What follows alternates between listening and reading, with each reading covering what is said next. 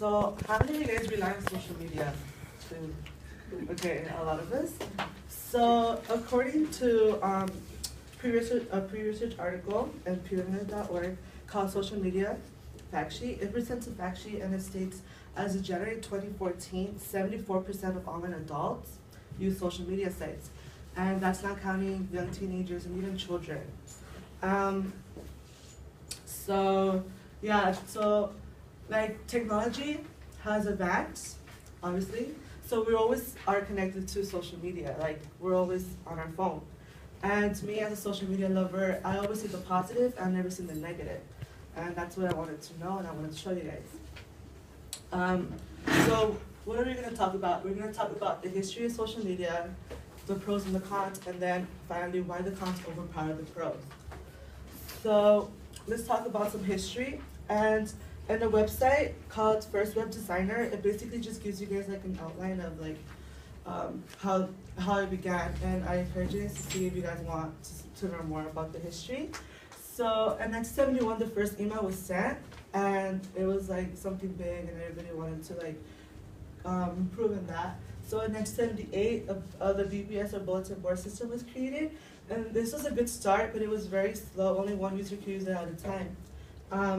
The next one was the first website, first social networking site, which was 1994. It's called Geocities, and this was a site where you guys could create new websites and stuff like that, and everybody was all over that.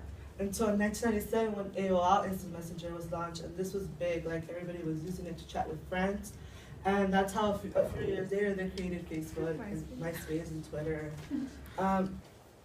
So yeah, like today we have all these social media sites that do different things that some are the same thing, but it's just what you prefer.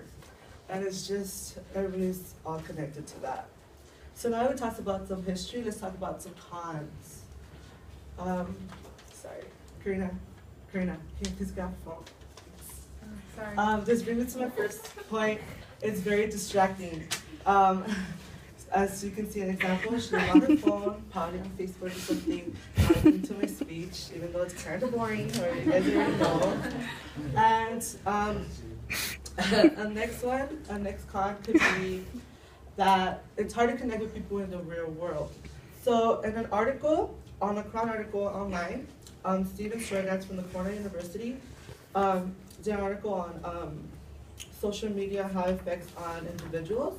And he states social media sites can make it more difficult for us to distinguish between the meaningful relationships we foster in the real world and the numerous casual relationships we form in social media.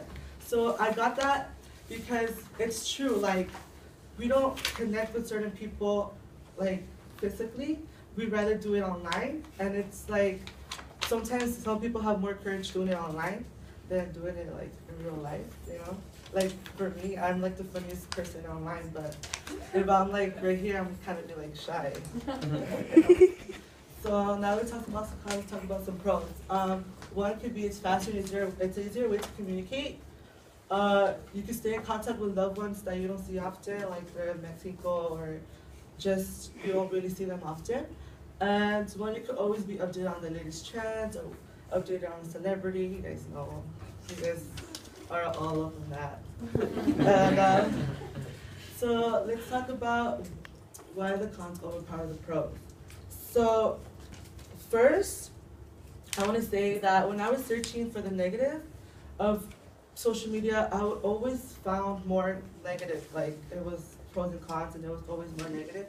So that just gave me a feeling like, yeah, it's more of a con.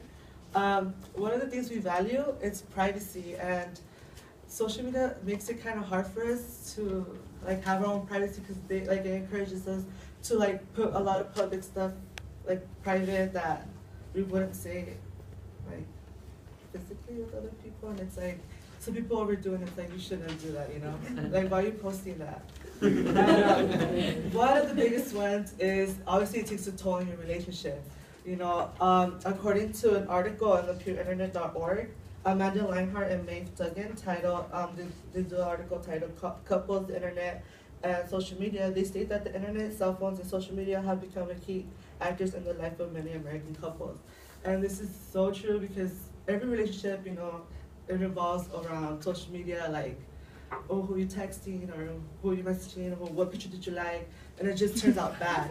A lot of marriages have been destroyed, and couples have broken up for something that, you know, it's not even true. And the last one is it's very addicting. We always have a certain urge to like take our phone out. For example, Karina's still doing it. You know, we all have that urge to always take our phone out and see what's going on. And it's just a negative effect on students, people who are working, or people who are driving. You know, a lot of people have crashed because of their texting and driving. So this brings me to why it's relevant. So what we talked about today is the history, the pros and the cons, and why the cons overpower the pros. And I think it's relevant because this is what we see, you know, when we're with our friends, we're at a party, or we're just waiting. That's what we see, and it's like, you know, I don't know if you guys ever seen it, but it's like, whoa, like that's how we live our life. So next time you guys haven't seen this, you know, get off your phone, look around, and then be like, whoa, he was right, you know.